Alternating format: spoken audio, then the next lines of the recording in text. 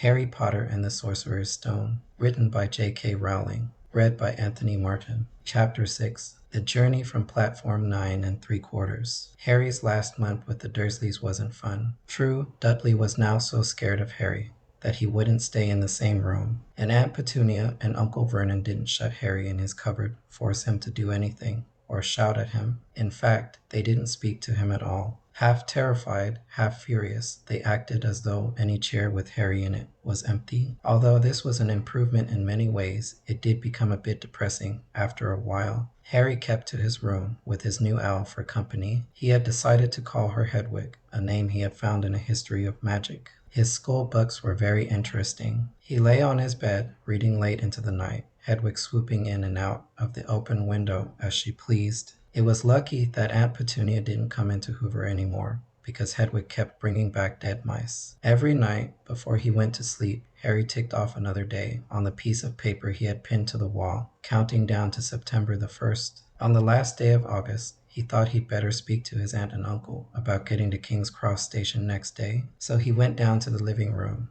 where they were watching a quiz show on television. He cleared his throat to let them know he was there, and Dudley screamed and ran from the room. "Where, Uncle Vernon?" Uncle Vernon grunted to show he was listening. "I need to be at King's Cross tomorrow to go to Hogwarts." Uncle Vernon grunted again. "Would it be all right if you gave me a lift?" Grunt. Harry supposed that meant yes. "Thank you." He was about to go back upstairs when Uncle Vernon actually spoke. "Funny way to get to a wizard's school, the train. Magic carpets all got punctures, have they?" Harry didn't say anything. "Where is this school, anyway?" "I don't know," said Harry, realizing this for the first time. He pulled the ticket Hagrid had given him out of his pocket. "I just take the train from platform 9 and 3/4 at 11 o'clock, he read. His aunt and uncle stared. "Platform what?" "9 and 3/4. "Don't talk rubbish," said Uncle Vernon. "There is no platform 9 and 3/4. It's on my ticket." "Barking," said Uncle Vernon, howling mad, "the lot of them. You'll see. You just wait." "All right, we'll take you to King's Cross. We're going up to London tomorrow anyway, or I wouldn't bother." "Why are you going to London?" Harry asked, trying to keep things friendly. "Taking Dudley to hospital," growled Uncle Vernon. "Had to have that ruddy tail removed before he goes to Smeltings." Harry woke at 5 o'clock the next morning and was too excited and nervous to go back to sleep. He got up and pulled on his jeans, because he didn't want to walk into the station in his wizard's robes. He'd change on the train. He checked his Hogwarts list yet again, to make sure he had everything he needed, saw that Hedwig was shut safely in her cage, and then paced the room, waiting for the Dursleys to get up. 2 hours later, Harry's huge, heavy trunk had been loaded into the Dursleys' car. Aunt Petunia had talked Dudley into sitting next to Harry, and they had set off. They reached King's Cross at 10:30. Uncle Vernon dumped Harry's trunk onto a trolley and wheeled it into the station for him. Harry thought this was strangely kind until Uncle Vernon stopped dead, facing the platforms with a nasty grin on his face. "Well, there you are, boy. Platform 9, platform 10. Your platform should be somewhere in the middle, but they don't seem to have built it yet. Do they?" He was quite right, of course. There was a big plastic number 9 over one platform, and a big plastic number 10 over the one next to it, and in the middle, nothing at all. "Have a good term," said Uncle Vernon, with an even nastier smile. He left without another word. Harry turned and saw the Dursleys drive away. All 3 of them were laughing. Harry's mouth went rather dry. What on earth was he going to do? He was starting to attract a lot of funny looks because of Hedwig. He'd have to ask someone. He stopped a passing guard, but didn't dare mention platform 9 and 3/4. The guard had never heard of Hogwarts, and when Harry couldn't even tell him what part of the country it was in, he started to get annoyed, as though Harry was being stupid on purpose. Getting desperate, Harry asked for the train that left at 11 o'clock, but the guard said there wasn't one. In the end, the guard strode away, muttering about time wasters. Harry was now trying hard not to panic. According to the large clock over the arrivals board, he had 10 minutes left to get on the train to Hogwarts, and he had no idea how to do it. He was stranded in the middle of a station, with a trunk he could hardly lift, a pocket full of wizard money, and a large owl. Hagrid must have forgotten to tell him something you had to do, like tapping the 3rd brick on the left to get into Diagon Alley. He wondered if he should get out his wand and start tapping the ticket box between platforms 9 and 10. At that moment, a group of people passed just behind him, and he caught a few words of what they were saying. Packed with muggles, of course. Harry swung round. The speaker was a plump woman and was talking to 4 boys, all with flaming red hair. Each of them was pushing a trunk like Harry's in front of him, and they had an owl. Heart hammering, Harry pushed his trolley after them. They stopped, and so did he, just near enough to hear what they were saying. "Now, what's the platform number?" said the boy's mother. 9 3/4, piped a small girl, also red-headed, who was holding her hand. "Mum, can't I go?" "You're not old enough. Ginny, now be quiet." "All right, Percy, you go first." What looked like the oldest boy marched towards platforms 9 and 10. Harry watched, careful not to blink in case he missed it. But just as the boy reached the divide between the 2 platforms, a large crowd of tourists came swarming in front of him, and by the time the last rucksack had cleared away, the boy had vanished. "Fred, you next," the plump woman said. "I'm not Fred, I'm George," said the boy. "Honestly, woman, call yourself our mother. Can't you tell I'm George?" "Sorry, George, dear. Only joking." "I am Fred," said the boy, and off he went. His twin called after him to hurry up, and he must have done, because a second later he had gone. But how had he done it? Now, the 3rd brother was walking briskly towards the ticket barrier. He was almost there, and then, quite suddenly, he wasn't anywhere. There was nothing else for it. "Excuse me," Harry said to the plump woman. "Hullo, dear," she said. "First time at Hogwarts. Ron's new, too." She pointed at the last and youngest of her sons. He was tall, thin, and gangling, with freckles, big hands and feet, and a long nose. "Yes," said Harry. The thing is, I don't know how to get onto the platform," she said kindly, and Harry nodded. "Not to worry," she said. "All you have to do is walk straight at the barrier between platforms 9 and 10. Don't stop, and don't be scared you'll crash into it. That's very important. Best do it at a bit of a run, if you're nervous. Go on, go now before Ron."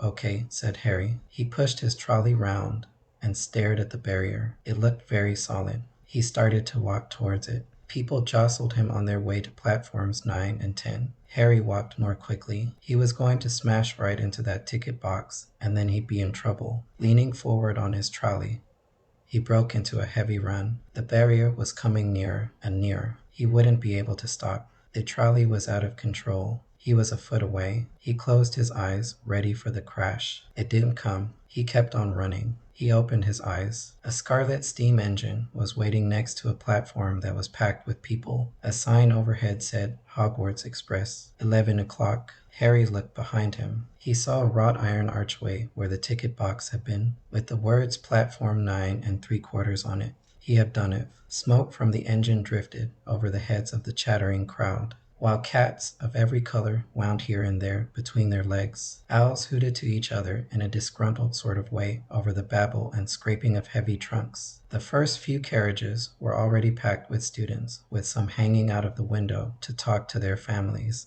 some fighting over seats. Harry pushed his trolley off down the platform in search of an empty seat. He passed a round-faced boy who was saying, "Gran, I've lost my toad again." "Oh, Neville," he heard the old woman sigh. A boy with dreadlocks was surrounded by a small crowd. "Give us a look, Lee, go on." The boy lifted the lid of a box in his arms, and the people around him shrieked and yelled as something inside poked out a long, hairy leg. Harry pressed on through the crowd until he found an empty compartment near the end of the train. He put Hedwig inside first, and then started to shove and heave his trunk towards the train door. He tried to lift it up the steps, but could hardly raise one end, and twice he dropped it painfully on his foot. "Want a hand?" It was one of the red-haired twins that he'd followed through the ticket box. "Yes, please."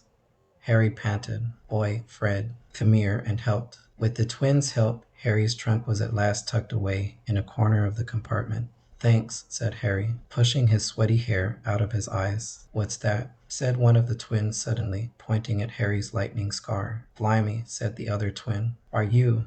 "He is," said the first twin. "Aren't you?" he added to Harry. "What?" said Harry. "Harry Potter," chorused the twins. "Oh, him," said Harry. "I mean, yes, I am." The 2 boys gawped at him, and Harry felt himself going red. Then, to his relief, a voice came floating in through the train's open door. "Fred, George, are you there?" "Coming, Mum." With a last look at Harry, the twins hopped off the train. Harry sat down next to the window where, half hidden, he could watch the red-haired family on the platform and hear what they were saying. Their mother had just taken out her handkerchief. "Ron, you've got something on your nose." The youngest boy tried to jerk out of the way, but she grabbed him and began rubbing the end of his nose. "Mum, get off." He wriggled free. "Ah, has Ickle Ronnie got something on his nosy?" said one of the twins. "Shut up," said Ron. "Where's Percy?" said their mother. "He's coming now." The oldest boy came, striding into sight. He had already changed into his billowing black Hogwarts robes, and Harry noticed a shiny red and gold badge on his chest with the letter P on it.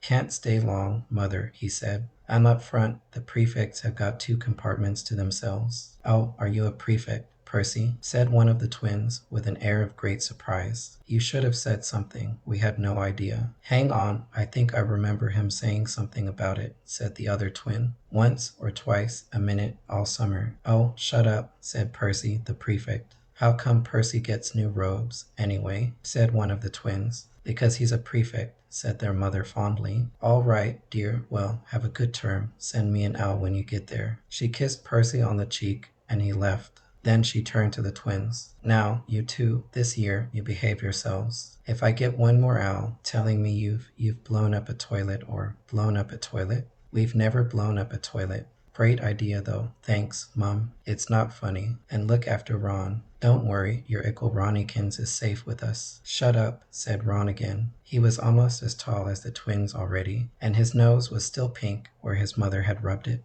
"Hey, Mum, guess what? Guess who we just met on the train?" Harry leant back quickly so they couldn't see him looking. "You know that black-haired boy, the one near us in the station? Know who he is?" "Who?" "Harry Potter." Harry heard the little girl's voice. "Oh, Mum, can I go on the train and see him, Mum? Oh, please." "You've already seen him, Ginny." "The poor boy isn't something you goggle, like in a zoo." "Is he really, Fred?" "How do you know?" "Asked him. Saw his scar. It's really there, like lightning." "Poor dear. No wonder he was alone." "I wondered. He was ever so polite when he asked how to get onto the platform." "Never mind that. Do you think he remembers what?" "You know who. Looks like." Their mother suddenly became very stern. "I forbid you to ask him, Fred. No, don't you dare. As though he needs reminding of that on his first day at school." "All right, keep your hair on." A whistle sounded. "Hurry up," their mother said, and the 3 boys clambered onto the train. They leant out of the window for her to kiss them goodbye,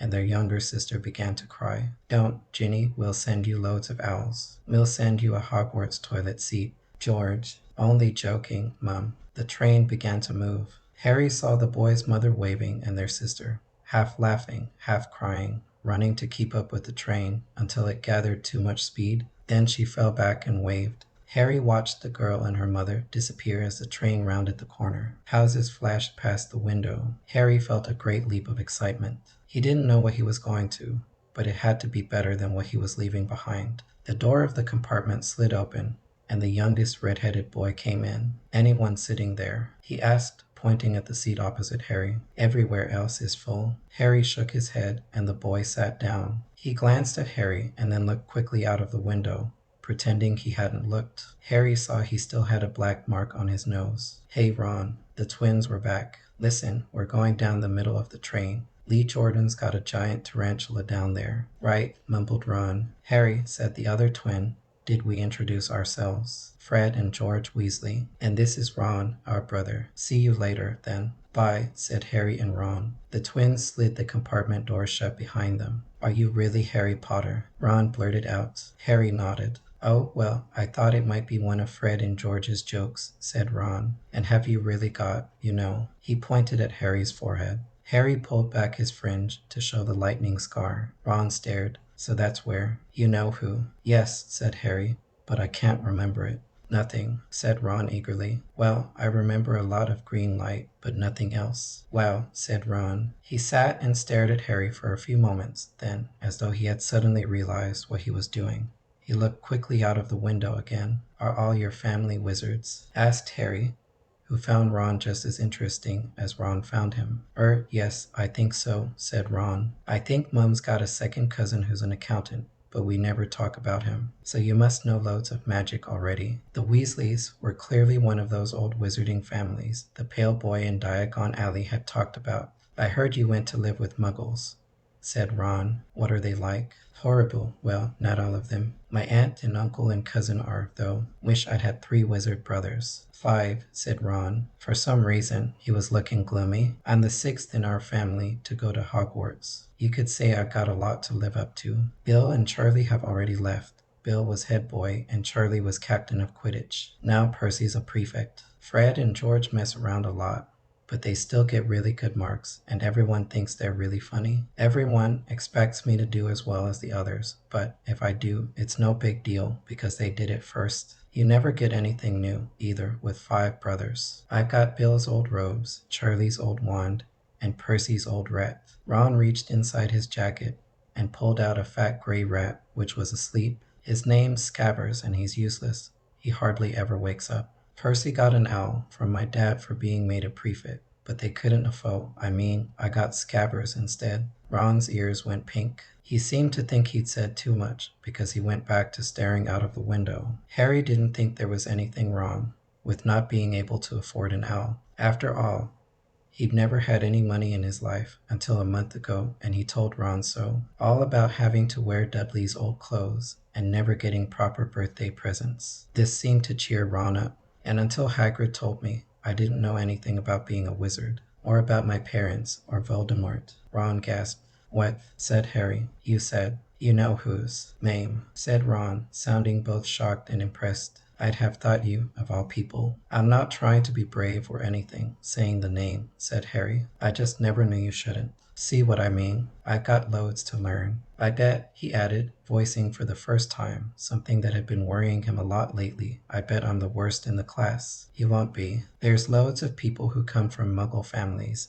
and they learn quick enough. While they had been talking, the train had carried them out of London. Now they were speeding past fields full of cows and sheep. They were quiet for a time, watching the fields and lanes flick past. Around 12:30, there was a great clattering outside in the corridor, and a smiling, dimpled woman slid back their door and said, Anything off the trolley, dears. Harry, who hadn't had any breakfast, leapt to his feet, but Ron's ears went pink again, and he muttered that he'd brought sandwiches. Harry went out into the corridor. He had never had any money for sweets with the Dursleys, and now that he had pockets rattling with gold and silver, he was ready to buy as many Mars bars as he could carry. But the woman didn't have Mars bars. What she did have were Bertie Bott's every flavor beans, Drubal's best blowing gum, chocolate frogs, pumpkin pasties, cauldron cakes, licorice wands, and a number of other strange things that Harry had never seen in his life. Not wanting to miss anything,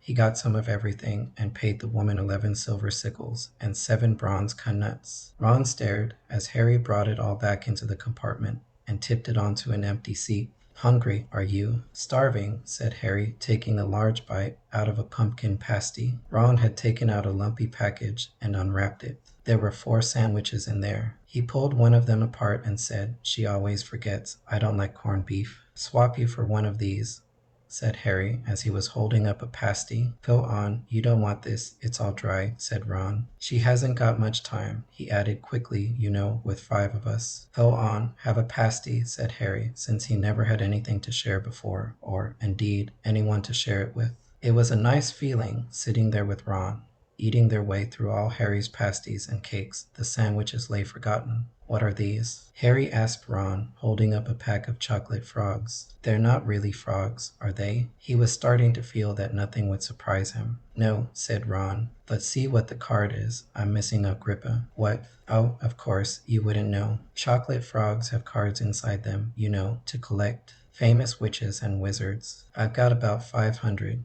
But I haven't got Agrippa or Ptolemy. Harry unwrapped his chocolate frog and picked up the card. It showed a man's face. He wore half-moon glasses, had a long crooked nose, and flowing silver hair, beard, and mustache. Underneath the picture was the name, Albus Dumbledore. So this is Dumbledore, said Harry. Don't tell me you'd never heard of Dumbledore, said Ron. Can I have a frog? I might get Agrippa. Thanks. Harry turned over his card and read Albus Dumbledore, currently headmaster of Hogwarts, considered by many the greatest wizard of modern times. Professor Dumbledore is particularly famous because of his defeat of the Dark Wizard, Grindelwald in 1945, for the discovery of the 12 uses of dragon's blood and his work on alchemy with his partner Nicholas Flamel. Professor Dumbledore enjoys chamber music and ten-pin bowling. Harry turned the card back over and saw, to his astonishment, that Dumbledore's face had disappeared. He's gone. Well, you can't expect him to hang around all day, said Ron. He'll be back.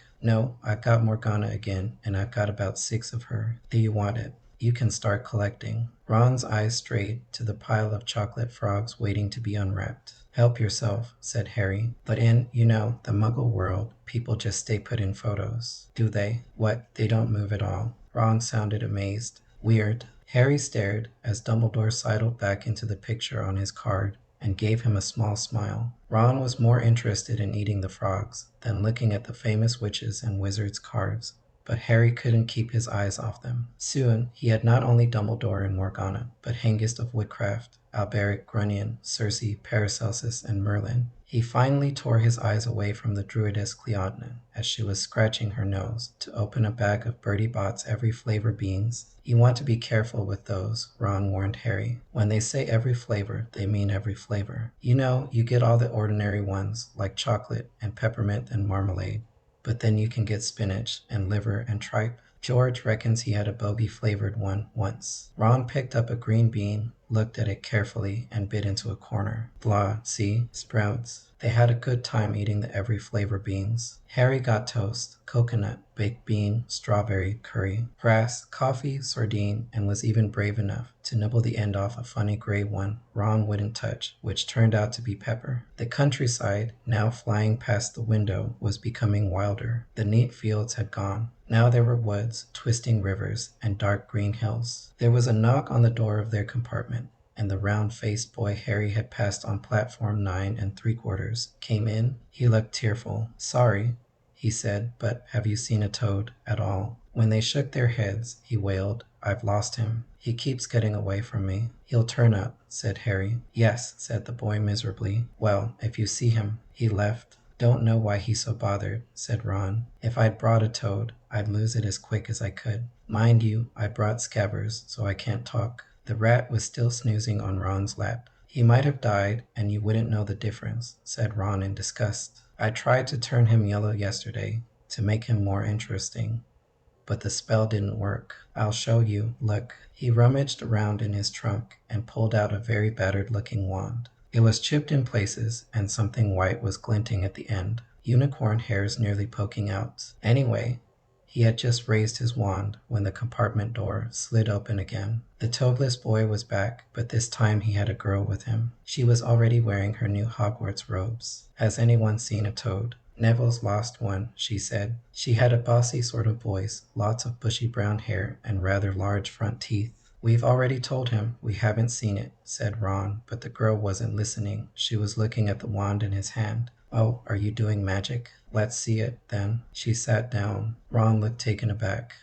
All right. He cleared his throat. Sunshine, daisies, buttermellow, turn this stupid, fat rat yellow. He waved his wand, but nothing happened. Scabbers stayed gray and fast asleep. Are you sure that's a real spell? Said the girl. Well, it's not very good, is it? I've tried a few simple spells just for practice, and it's all worked for me. Nobody in my family's magic at all. It was ever such a surprise when I got my letter. But I was ever so pleased, of course. I mean, it's the very best school of witchcraft there is, I've heard. I've learned all our set books off by heart, of course. I just hope it will be enough. I'm Hermione Granger, by the way. Who are you? She said all this very fast. Harry looked at Ron and was relieved to see by his stunned face that he too did not learn all the set books off by heart either. I'm Ron Weasley, Ron muttered. Harry Potter, said Harry. Are you really? Said Hermione. I know all about you, of course. I got a few extra books for background reading, and you're in modern magical history, and the rise and fall of the dark arts, and great wizarding events of the 20th century. Am I? Said Harry, feeling dazed. Goodness, didn't you know I'd have found out everything I could if it was me, said Hermione. Do either of you know what house you'll be in? I've been asking around, and I hope I'm in Gryffindor. It sounds by far the best. I hear Dumbledore himself was one. But I suppose Ravenclaw wouldn't be too bad. Anyway, we'd better go and look for Neville's toad. You two had better change. I expect we'll be there soon. And she left, taking the toadless boy with her. Whatever house I'm in, I hope she's not in it, said Ron. He threw his wand back into his trunk. Stupid spell, George gave it to me. Bet he knew it was a dud. What house are your brothers in? Asked Harry. Gryffindor, said Ron. Plume seemed to be settling on him again. Mom and Dad were in it, too. I don't know what they'll say if I'm not. I don't suppose Ravenclaw would be too bad, but imagine if they put me in Slytherin. That's the housefall, you-know-who, was in. Yeah, said Ron. He flopped back into his seat, looking depressed. I think the ends of Scabbers' whiskers are a bit lighter, said Harry, trying to take Ron's mind off houses. So what do your oldest brothers do, now they've left, anyway? Harry was wondering what a wizard did once he'd finished school. Charlie's in Romania studying dragons, and Bill's in Africa doing something for Gringotts, said Ron. Did you hear about Gringotts? It's been all over the Daily Prophet, but I don't suppose you get that with the Muggles. Someone tried to rob a high-security vault. Harry stared. Really, what happened to them? Nothing, that's why it's such big news. They haven't been caught. My dad says it must have been a powerful dark wizard to get round Gringotts, but they don't think they took anything. That's what's odd. Horse, everyone gets scared when something like this happens, in case. You know who's behind it. Harry turned this news over in his mind. He was starting to get a prickle of fear every time you-know-who was mentioned. He supposed this was all part of entering the magical world, but it had been a lot more comfortable saying Voldemort without worrying. What's your Quidditch team? Ron asked. I don't know any, Harry confessed. What? Ron looked dumbfounded. Oh, you wait, it's the best game in the world. And he was off, explaining all about the 4 balls and the positions of the 7 players, describing famous games he'd been to with his brothers, and the broomstick he'd like to get if he had the money. He was just taking Harry through the finer points of the game when the compartment door slid open yet again. But it wasn't Neville the Toadless Boy, or Hermione Granger this time. 3 boys entered, and Harry recognized the middle one at once. It was the pale boy from Madame Malkin's robe shop. He was looking at Harry with a lot more interest than he'd shown back in Diagon Alley. Is it true? He said. They're saying all down the train that Harry Potter's in this compartment. So it's you, is it? Yes, said Harry. He was looking at the other boys. Both of them were thick-set and looked extremely mean. Standing either side of the pale boy, they looked like bodyguards. Oh, this is Crabbe, and this is Goyle, said the pale boy carelessly, noticing where Harry was looking. And my name's Malfoy. Draco Malfoy. Ron gave a slight cough, which might have been hiding a snicker. Draco Malfoy looked at him. Think my name's funny, do you? No need to ask who you are. My father told me all the Weasleys have red hair, freckles, and more children than they can afford. He turned back to Harry. You'll soon find out. Some wizarding families are much better than others. Potter, you don't want to go making friends with the wrong sort. I can help you there. He held out his hand to shake Harry's, but Harry didn't take it.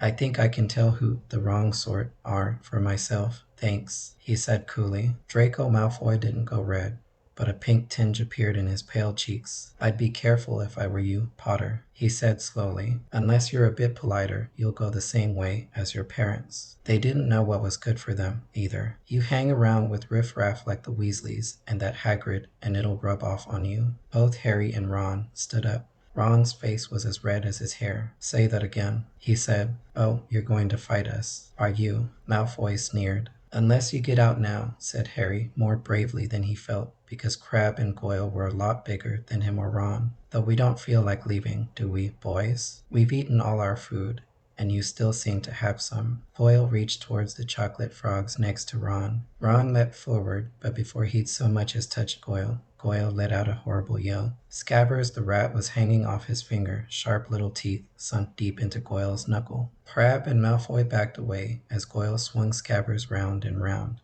howling, and when Scabbers finally flew off and hit the window, all 3 of them disappeared at once. Perhaps they thought there were more rats lurking among the sweets, or perhaps they'd heard footsteps, because a second later Hermione Granger had come in. What has been going on? She said, looking at the sweets all over the floor, and Ron picking up Scabbers by his tail. I think he's been knocked out, Ron said to Harry. He looked closer at Scabbers. No, I don't believe it. He's gone back to sleep. And so he had. You've met Malfoy before. Harry explained about their meeting in Diagon Alley. I've heard of his family, said Ron darkly. They were some of the first to come back to our side after. You know who. Disappeared. Said they've been bewitched. My dad doesn't believe it. He says Malfoy's father didn't need an excuse to go over to the dark side. He turned to Hermione. Can we help you with something? You'd better hurry up and put your robes on. I've just been up the front to ask the driver, and he says we're nearly there. You haven't been fighting, have you? You'll be in trouble before we even get there. Scabbers has been fighting, not us, said Ron, scowling at her. Would you mind leaving while we change? All right, I only came in here because people outside are behaving very childishly, racing up and down the corridors,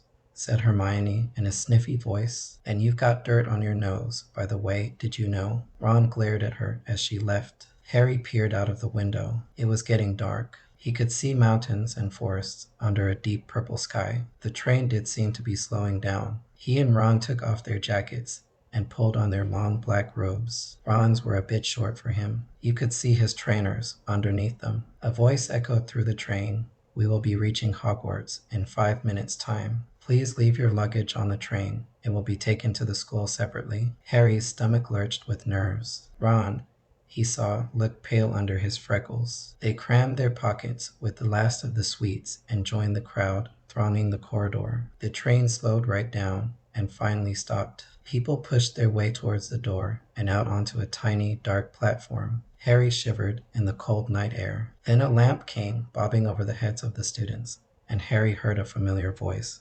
Fur's years over here, all right there. Harry. Hagrid's big, hairy face beamed over the sea of heads. Come on, follow me. Any more Fur's years. Mind your step, now. Fur's years follow me. Slipping and stumbling, they followed Hagrid down what seemed to be a steep, narrow path. It was so dark, either side of them, that Harry thought there must be thick trees there. Nobody spoke much. Neville, the boy who kept losing his toad, sniffed once or twice. You'll get your first sight of Hogwarts in a sec, Hagrid called over his shoulder. Just round this bend here. There was a loud "oh." The narrow path had opened suddenly onto the edge of a great black lake. Perched atop a high mountain on the other side, its windows sparkling in the starry sky, was a vast castle with many turrets and towers. No mourned for to a boat, Hagrid called, pointing to a fleet of little boats sitting in the water by the shore. Harry and Ron were followed into their boat by Neville and Hermione. Everyone in, shouted Hagrid, who had a boat to himself right then. Forward, and the fleet of little boats moved off all at once, gliding across the lake, which was as smooth as glass. Everyone was silent, staring up at the great castle overhead. It towered over them as they sailed nearer and nearer to the cliff on which it stood. Heads down, yelled Hagrid as the first boats reached the cliff. They all bent their heads, and the little boats carried them through a curtain of ivy which hid a wide opening in the cliff face. They were